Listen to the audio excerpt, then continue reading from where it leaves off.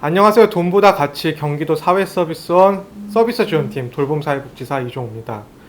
1939년 10월 1일 히틀러는 장애인들에게 강제 안락사를 지시한 살해 명령서에 사인을 했습니다. 장애인 한 사람을 먹여 살릴 돈으로 성실한 정상인 4인 가족을 먹여 살릴 수 있다. T사 작전은 장애인과 정신질환자 등에 대한 집단 살인 허가 명령이었습니다.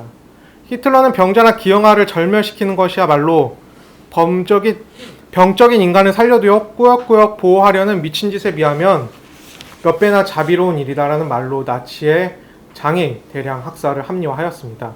공식적으로 T사 작전은 1941년에 종료되었지만 가장 마지막 희생자로 밝혀진 사람은 독일이 항복하고도 3주가 지난 1945년 5월 29일 날에도 발생하였습니다. 여러분은 T사 작전에 대해 알고 계셨는지요? 저는 연설을 준비하기 전까지는 정말 잘 몰랐습니다. 2001년 1월 22일 3급 장인이었던 할머니는 할아버지와 함께 2층에 위치한 오이도 역사로 올라가기 위해 장애인용 리프트에 탑승하였고, 리프트가 2층에 도착하자 리프트에서 내리려고 했습니다. 이때 리프트를 지탱하는 철심이 끊어져서 노부부는 그대로 7m 아래로 추락하였습니다. 당시 오이도역은 개통한 지 1년도 채 안 된 역이었기 때문에 시설 노후화 문제가 아니었습니다.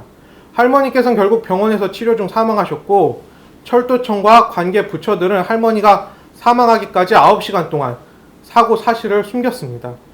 그래서 보고조차 하지 않았고 그 사이 사고 현장을 멋대로 수습해서 사고 원인을 규명하기 어렵게 만드는 만행을 저질렀습니다. 이것이 장애인 이동권 투쟁에 불을 지핀 오이도역 휠체어 리프트 사건입니다. 여러분께서는 오이도역 지하철 리프트 추락 참사를 잊지 않고 기억하고 계셨었는지요? 저는 솔직히 연설을 준비하면서 어렴풋이 이 사건을 뉴스에서 들었던 기억은 떠올랐었는데 그동안 저는 철저히 잊고 지냈었습니다. 2023년 10월 7일 저는 DMZ 평화마라톤 하프코스를 1시간 48분 49초에 완주하였습니다. 마라톤을 처음 뛰어보는 탓에 운동 이후 관리의 중요성을 전혀 인지하지 못했고 관련 조치 없이 휴일에 일정을 소화하였고, 출근 당일날 아침 다리가 움직일 수도 없을 만큼의 통증과 맞닥뜨리는 일을 겪어야 했습니다. 도저히 근무할 수 없는 몸 상태였지만 일단 조퇴하는 일이 있어도 출근해야 하는 상황이었기에 출근길에 나섰습니다. 한 걸음 한 걸음 힘겹게 출근길에 나서서 지하철을 타려고 했는데, 저는 이때 처음으로 계단 옆 경사로 지하철 역사 내에 에스컬레이터 존재에 대해 진심으로 고마움을 느꼈습니다.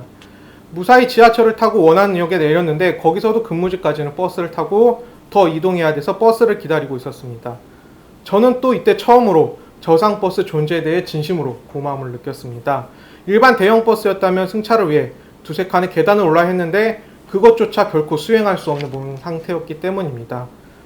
오이도 휠체어 리프트 추락 사고가 있은 후 지금까지 장애인의 이동권 보장을 위해 개선된 지하철과 저상버스, 지하철의 그런 이동 개선은 교통수단으로서 장애인뿐만 아니라 교통약자와 모든 시민들에게 편리함의 혜택을 나눠주고 있습니다.